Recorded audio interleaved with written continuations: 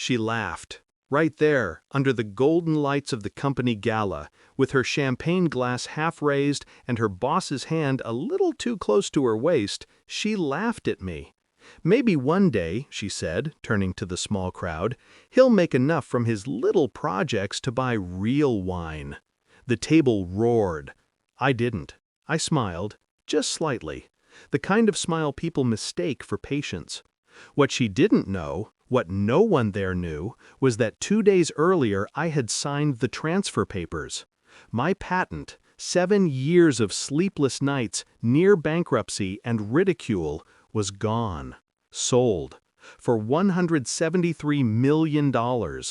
She'd left the house that morning without saying goodbye.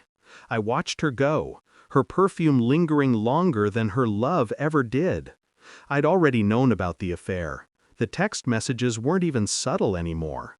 She thought she was clever, deleting them every night. She never realized that iCloud doesn't delete, just hides. But I didn't confront her. I wanted her comfortable. I wanted her confident. That night at the gala, I stayed silent as she played the perfect socialite on her boss's arm. She introduced him to people as someone who actually understands success. The jab was deliberate. I raised my glass to her performance and made a quiet decision. Let her finish her act. I'll write the ending. We met 12 years ago. She was working part-time at a cafe I used to haunt with my laptop and cheap coffee. She loved my obsession back then, said it was sexy how driven I was. I told her I'd build something that mattered, something that could change lives. She said she'd be there for it. Funny thing, she was. Right until the money started running out. When the prototypes failed, when investors pulled out, when I mortgaged the house, she started going to late meetings. I told myself it was stress, that marriage gets tired under pressure, that love can bend but not break. It broke, quietly. The night I saw her boss's name flash on her screen, Richard, I didn't explode, I just felt clarity. It wasn't anger, it was direction. I stopped trying to fix her. I started planning to free myself. Selling the patent was the first step. She thought it was worthless. I let her think that. I let her mock it, let her tell her friends she was stuck with a dreamer. I even let her mention divorce, casually, like a threat she'd never use. Then she did. 2 weeks after the sale, she served me papers. No tears, no guilt, just a bored expression and a lawyer who thought he'd already won. I didn't argue. I signed. Quietly. No resistance. She smirked, thinking I was broken. She didn't know I'd already transferred my assets, legally, cleanly, into a trust under my company's name before the sale was finalized. On paper, I was still the same struggling inventor. The moment her lawyer discovered the patent sale, they thought they'd struck gold. They filed a motion claiming marital entitlement to half the proceeds. They came to court smiling. I didn't. The courtroom was cold that morning. Her lawyer spoke first, dramatic, smug. He called me deceptive, said I'd hidden assets to cheat his client.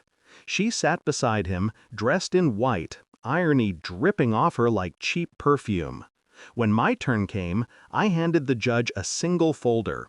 Inside, the trust documents, time-stamped 6 months before the sale. The patent wasn't mine anymore when I sold it, it was the company's. And she wasn't a partner, shareholder, or employee, not even listed on payroll. I'd been generous, though. I left her name on one thing, the mortgage. Her lawyer's face drained first, then hers. The judge skimmed the papers, nodded once, and said the words I'll never forget. Everything was done legally and transparently. The court finds no deception. Silence. Then, in that silence, the sound of something breaking. Not glass, not metal, pride. Her expression didn't just shift, it collapsed. The same woman who once mocked me for not thinking ahead now realized I'd been 3 moves ahead all along. The judge dismissed their claim. Her lawyer asked for fees. The judge denied it. Then I stood, buttoned my coat, and said, "For the record, Your Honor, I wish her all the success she once wished me." The gavel came down. Outside the courthouse, she followed me. No cameras now, no audience, just her, shaking, trying to find the version of me she used to control. "You ruined me," she whispered. I turned to her. "No," I said. "You did that when you stopped believing in me." Then I walked away. Now, months later, the patent's new company sends quarterly statements. I don't even look at them.